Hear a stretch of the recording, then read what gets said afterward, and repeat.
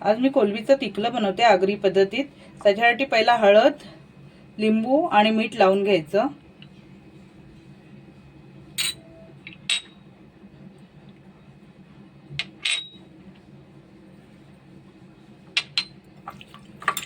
त्याला 10-15 मिनिटं लावून ठेवायचं।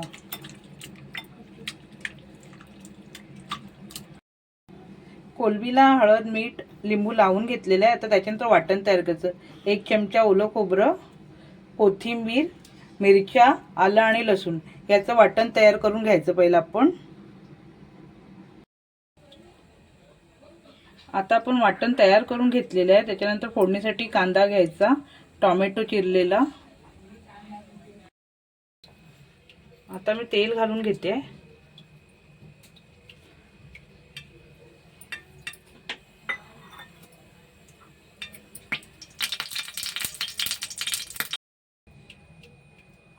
बारीक चिरलेला कांदा घालते तेलात। तेल गरम झालं।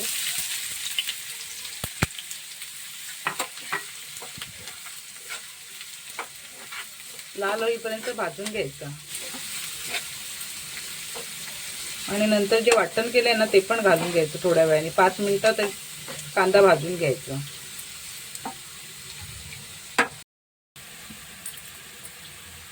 कांदा आपला लालसर झालेला आहे। त्याच्यात वाटण घालून घेते केलेलं।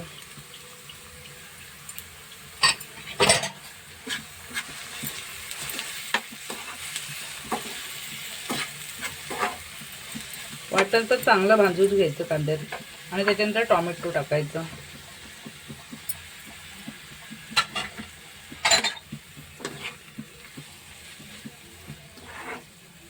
हे सगळं मिश्रण व्यवस्थित लालसर झालं पाहिजे।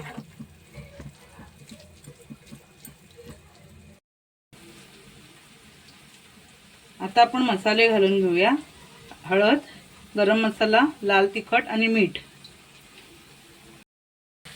हळद, लाल तिखट, आगरी मसाला आहे लाल तिखट म्हणजे, गरम मसाला आणि मीठ। मीठ थोडंसं टाका कारण पहिला कोलंबीला लावून घेतलेलं आहे ना। आणि ते व्यवस्थित मिक्स करून घ्यायचं।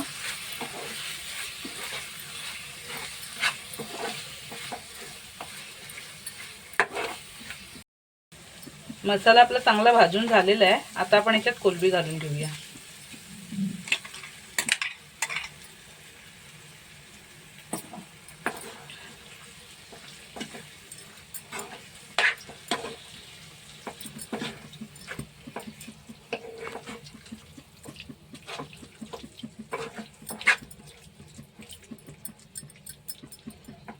थोडंसं गरम पाणी,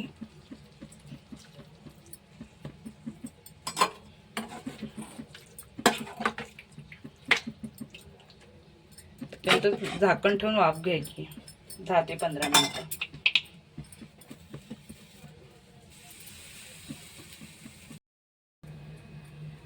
कोलंबीचं तिखलं आपलं तयार आहे। त्याच्यावर कोथिंबीर टाकून घ्या थोडी।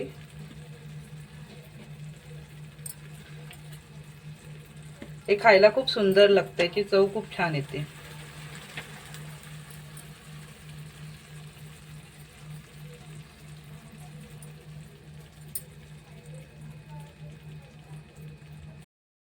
कोलंबीचं तिखलं आपलं तयार झालेलं आहे। आवडलं असेल तर सबस्क्राईब करा।